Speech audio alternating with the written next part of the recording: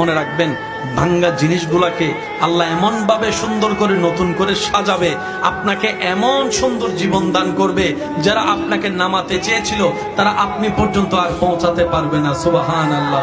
যারা আপনাকে টেনে ধরে নামাতে চেয়েছে তারা অনেক পিছনে পড়ে থাকবে, আপনি রবের রহমত নিয়ে অনেক দূরে এগিয়ে থাকবেন। মনে রাখবেন, শুধু একটু সয়ে যাবেন, একটু ধৈর্য ধরে থাকবেন, একটু সহ্য করে চুপ করে থাকবেন।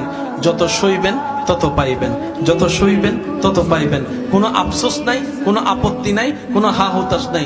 রবকে শুধু এতটুকু বলবেন, যখনই মন খারাপ হবে সিজদায় মাথাটা ঝুঁকিয়ে, ইয়া রব, আমি যা পেয়েছি কোনো কিছু পাওয়ার যোগ্যতা আমার কাছেই নেই, সব তুমি দয়া করে দান করেছো, সব তুমি দয়া করে দান করেছো।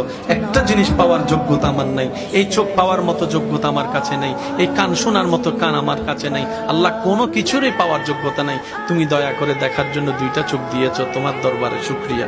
সুবহানাল্লাহ।